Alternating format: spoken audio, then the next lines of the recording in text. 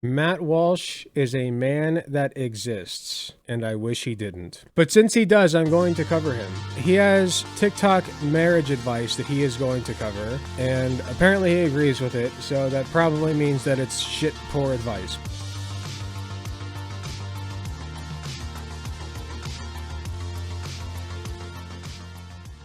We'll take a look and see what we have we a think. Viral TikTok video from a woman who decided to share some marriage and relationship advice.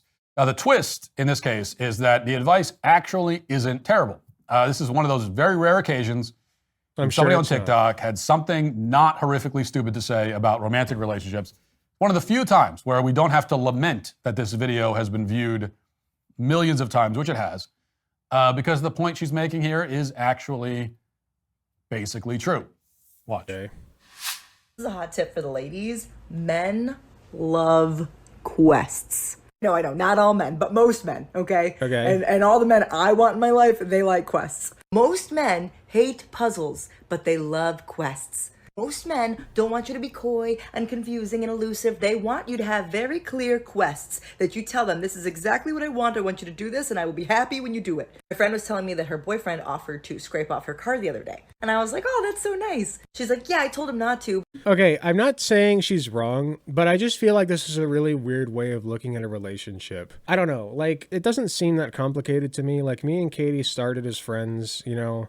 Like, we met on Tinder, so there was always the pretense that we were going to start dating. But, like, we built a friendship, and then we started dating. And now we just, like, do things. I don't know. Like, I don't feel like I'm on a quest ever with her. I don't know. Like, maybe this is just me being overly critiquing this too much, but I just... does it not strike anybody else as a little odd? I don't know. Maybe it's just my distaste, my general disdain for dating advice and marriage advice. But I thought it was nice he offered. And I was like, oh, you told him not to? She's like, yeah, I didn't want to be difficult and inconvenience him. And I'm like, but didn't he happily offer to do it? And she's like, yeah, but I told him I didn't want him to. And I'm like, oh, you didn't want him to? Like, you wanted to do it yourself? And she's like, no, I would have loved if he did it for me, but I didn't want to be difficult. And I'm like, honey, you have to remember, men love quests. If you don't want him to do something because you want to do it yourself, that's totally fine. But do not squash yourself down and deny yourself for no reason. Instead, let them do the quest for you and then be super appreciative and kind and happy about it. I think that's Nothing fine makes advice. a man happier than completing a quest for you and you being happy and appreciative about it. So when he offers to scrape your car off... Okay, but I feel like that goes both ways, right? Like, I ask Katie to do things for me. Like, she'll make dinner for me sometimes, and I'll tell her that it's super tasty and I love it, and then she's happy. I mean, I feel like this goes both ways personally. I don't think this is specifically a man thing, you know? But maybe that's just me. Like, everybody wants appreciation for the things they do for their partners. Say, that would be amazing. Thank you so much. And then when he comes in, tell him thank you. That just made my day so much brighter. Maybe make him a warm cup of coffee so that it's ready right when he comes in. It's like a video game, okay? He did his quest. Make him a cup of coffee? You mean almost like a quest that you're on to retrieve him a cup of coffee? Really? I don't know. This is just so complicated, and it doesn't... I don't know. It just seems silly. And then you gave him a resource in return. He leveled up in the game. He's winning now. You gave him the gift of winning. When a man loves you, nothing will make him happier than knowing he made you a little happier via a quest. Why do you think there's so many memes of boyfriends and husbands filling a girl's water cup? I'll tell you why. It's a quick, easy quest. If the quest involves something that makes him feel kind of manly and powerful, that's a double points quest. My husband just put together a little vanity for me, and I came upstairs and I just started jumping up and down. And I was like, oh my God, it looks so good. He's just like beaming, like, I did it. Look how happy I made her. That is such basic, like, feedback, though. It's positive. Well, I guess positive feedback is a psychological term. It is, like, you are providing positivity in your feedback to them. Like, that's all that's going on here. You're overcomplicating it. Now, I'll admit I was slightly distracted by that It's just, mysterious like, substance silly. in her cup, which came perilously close to spilling over the edge multiple times during the video. The mysterious substance, what was it, like coffee? It looked like coffee to me. Oh no, it's like greenish. It might be tea or something. Who cares? Substance in her cup, which came perilously close to spilling over the edge multiple times during the video. Not sure what beverage has a yellowish green tint and is consumed out of a mug, but that's a question for another day. I was also trying to listen to her point in spite of the shaky cam cinematography technique she's using. I'm not sure why that's so popular on social media these days. Every selfie video looks like the opening scene of Saving Private Ryan. It's like kind of bizarre. But aside from all that, her fundamental point is basically correct. She says that men love quests. Now, I think a better term here would probably be mission, Men love going on missions. A quest, technically, is a long journey in search of something. So, you go on a quest to find the buried treasure. You go on a mission to save the damsel locked in the tower guarded by the evil dragon. Wait, that's a quest. Wait, saving a princess from an evil dragon is a quest. That's like literally a fantasy quest. Like, I was with him for a second there until he was like, well, technically it's a mission. Like, going to save a princess from a castle from a dragon. That's a mission. And like, yeah, I guess it's a mission, but like, it's like, that is the quintessential quest right there. Whatever. These terms are similar, but not exactly the same.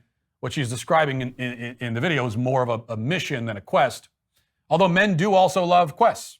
You might even say that a quest is a mission with a puzzle attached, which is why the only thing she got wrong is when she said men hate puzzles. We don't. What we hate I agree. are pointless puzzles. Okay, we hate having to crack some complicated code when the answer could be easily obtained some other way. This is one of the reasons, like, I know for me as a man, actual puzzles in a box, I hate those. I'm not going to do them because I think puzzles are fine. I wouldn't do one by choice, but like, if I see one sitting on a table and I got nothing else to do, I wouldn't turn my nose up at it. the picture of what the thing is on the box. It is the box. So why do I need to do it? I'm going to spend 6 hours putting a puzzle together to just recreate the picture. It's already right there.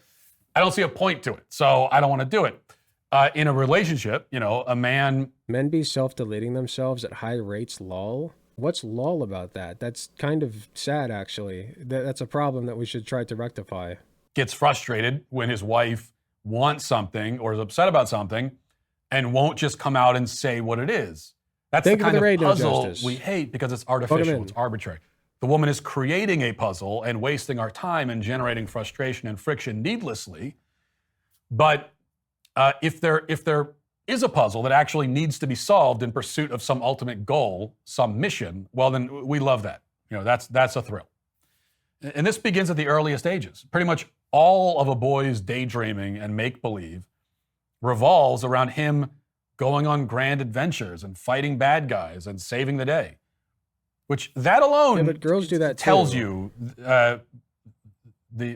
tells you almost everything you need to know about the innate differences between boys and girls and men and women, starting with the fact that there are innate differences that go beyond the physical.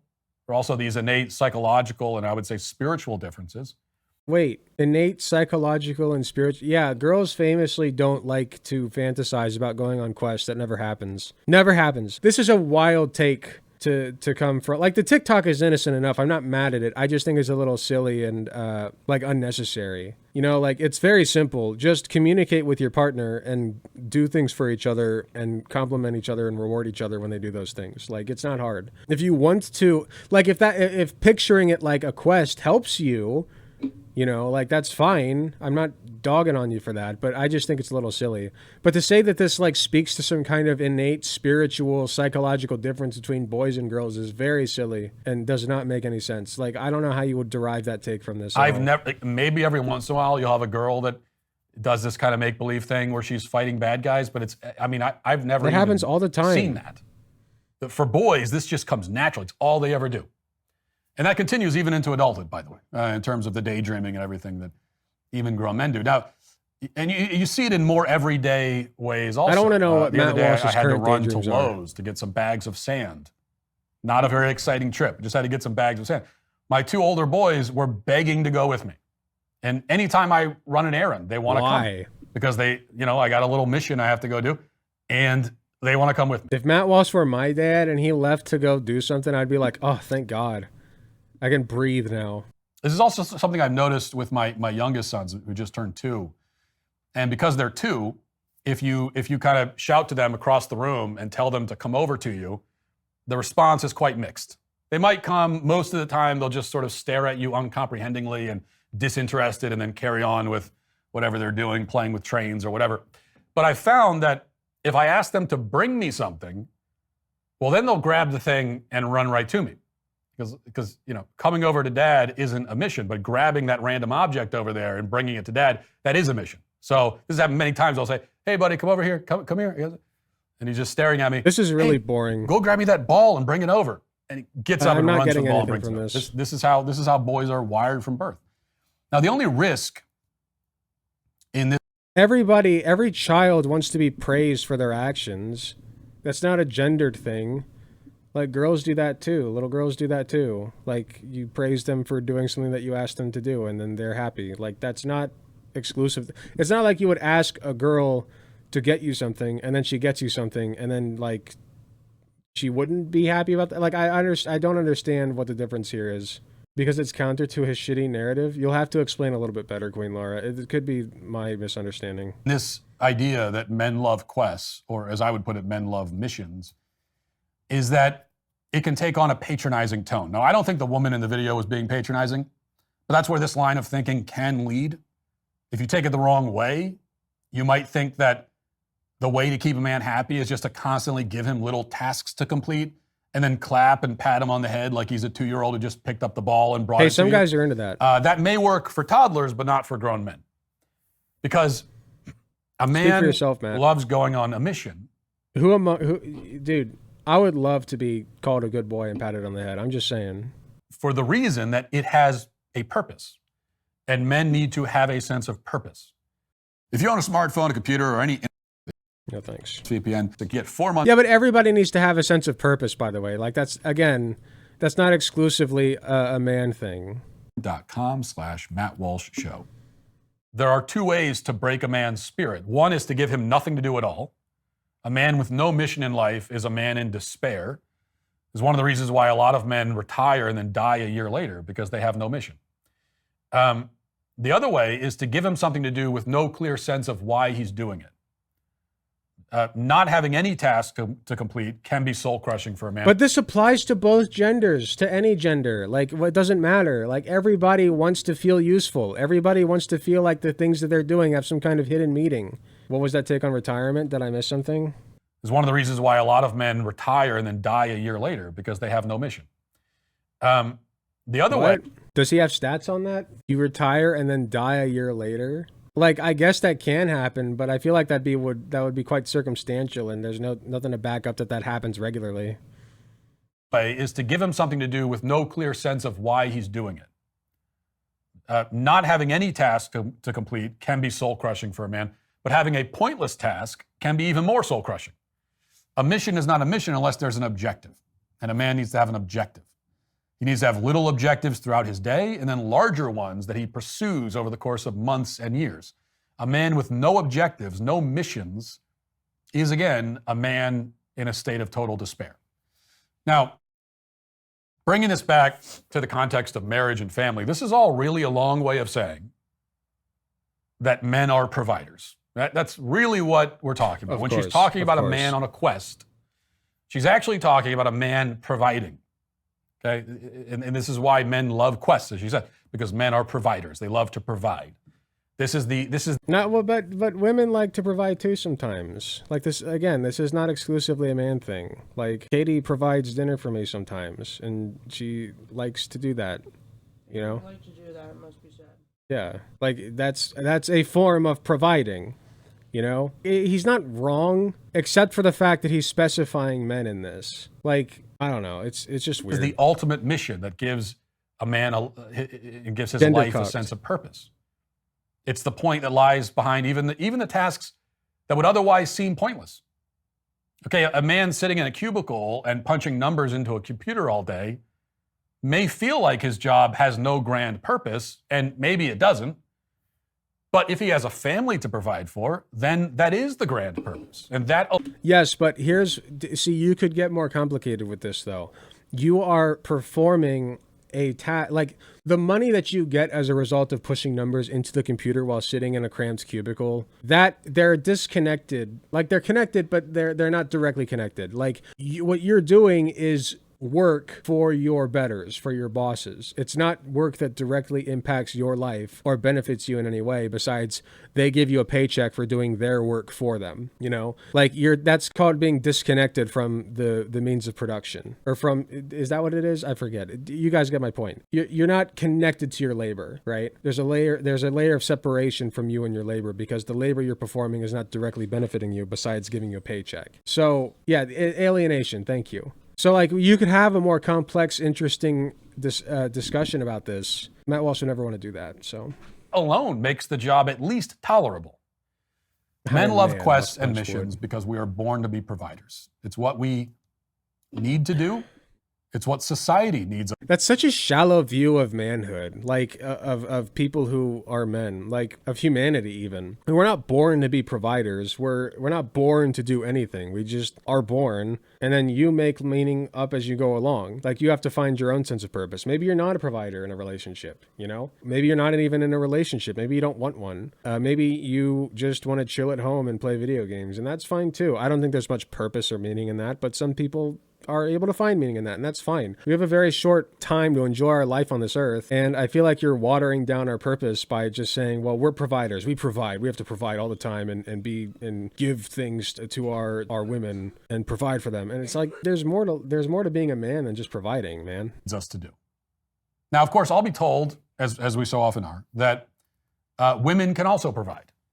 And that's true. I mean, a woman can certainly, in this day and age, They do all the time. get a job, earn a paycheck, support her family. When a woman cleans the house and cooks and takes care of the children, that is a form of providing. The traditional idea that conservatives have that men are the providers is flawed even within their own framework, because in their framework, women are also providing. They're just doing it in a different way. Men just don't view that as providing because they think, oh, my barefoot wife is at home while I'm at work, and therefore she's not doing labor.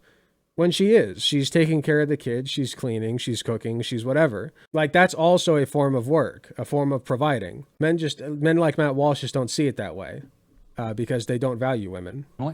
That can happen. It sometimes does happen. But women, Like, look, in this day and age, get a job, earn a paycheck. See, like that's what he considers providing. That's so shallow. Support her family. That can happen. It sometimes does happen. But women, generally speaking, can also be happy, and I would say most of the time happier, without the pressure of being the breadwinner and provider. And society, as history has clearly shown, can function very well when men play the provider role nearly exclusively. The same is not true the other way around. Most men... I dislike his definition of provider very much. It's very shallow and stupid. Cannot be happy when their wives are the ones carrying the burden of providing. And the wives cannot be happy either.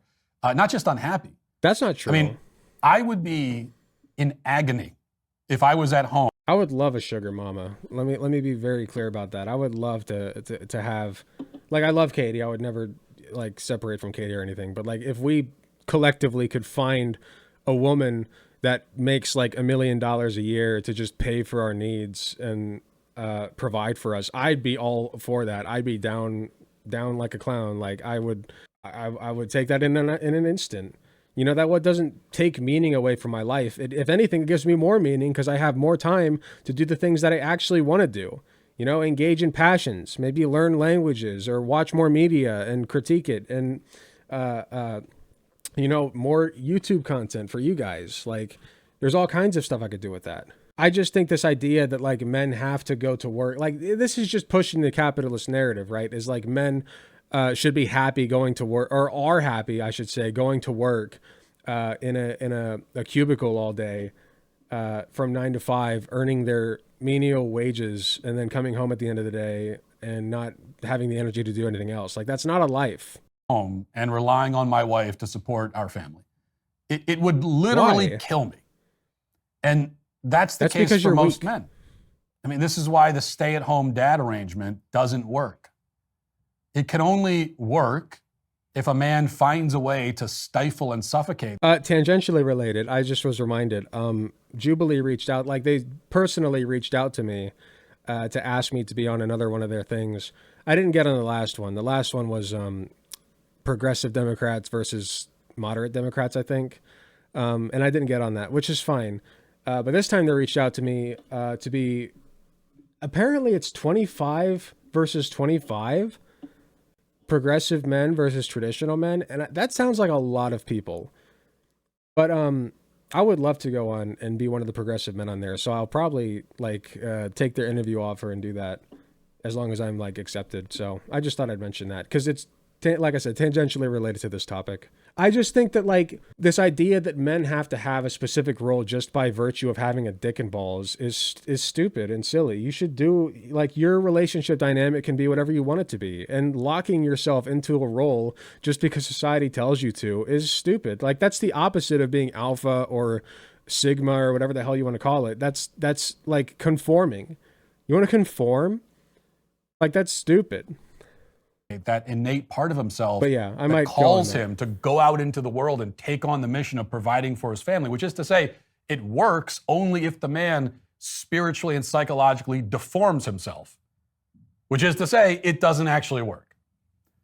So unless a man is somehow incapacitated or severely disabled in some way, he should not be relying on his wife. Let's talk about that. What if a man is incapacitated or severely disabled, huh? Have they lost their manhood?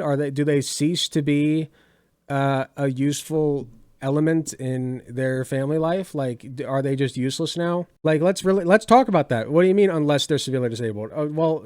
So there's exceptions then. That's silly. That's stupid. To provide for him and their children. To choose such a life is shameful. A man can only pretend that he's not ashamed, but the more he pretends, the more his shame comes through. Now, on a societal level, there's no evidence that a society can function, much less thrive. Yes, he's when implying the it's women are the primary emasculating. providers. No such society has ever existed in the history of the civilization, or could exist for very long. There have been matriarchal civilizations before. It isn't very common in like Western history, but there are certainly like native tribes. I'm sure like in parts of Asia there were places like there are places all over the world that probably had like small collectives that had women at the helm. You know, it's not unheard of, is my point, and it doesn't matter. Long, at least. This is all like gender. And we know that from history. So this is what the statement "men love quests" actually means. It's a basic truth of male psychology, and it's a fundamental building block of human civilization. It's nice that something like that is being discussed on TikTok for a change, which is why the woman who made that TikTok video is not today canceled. Like, I don't disagree with what the person from TikTok was saying, but I think it's like oversimplifying a man's thought process. Like, yeah, of course, like we love quests or missions or whatever. Like we like to feel like we're accomplishing something, but like that's universal. Everybody wants to feel like they're accomplishing something, or like their life and their daily tasks have some kind of meaning that they can get rewarded for and recognition for.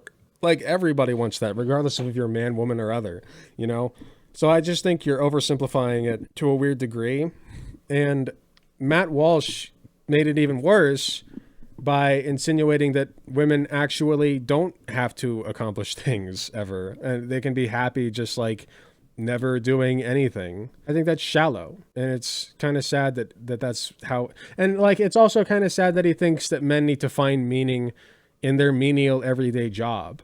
You know, like some people do for sure. Some people find a lot of meaning in it, especially like if you're somebody like me, a nurse. You know, like I am more connected to my labor. I'm not as alienated as a lot of other people are because I'm working one-on-one with patients, you know, and there's something special about that. You can form connections, and there's still like corporate things to deal with that I don't like. It's not perfect, but like, you know, people can be passionate about their job, sure, but most people aren't. You know, it's a meme, a very popular and prolific meme, that people hate work, you know, and I count myself among those. I hate the fact that I am obligated to go into work every day, and if I don't, I will lose everything that I have. You know, I don't like that, and I don't tie my sense of worth to just my job and being able to make money for Katie. I think it's sad to think that way. And I don't even think Matt Walsh practices this. Like, he doesn't have a menial job. He you know, maybe he does find his job menial and repetitive, and he doesn't actually like doing it. That wouldn't surprise me in the least. He seems miserable enough. So, I don't know. I guess my point in all of this is men and women both need to find purpose, and non-binary people. I'm not excluding you. I hate gender roles. I hate the fact that we live in a gender cuck society, and Matt Walsh is stupid and feeding into that. That's all.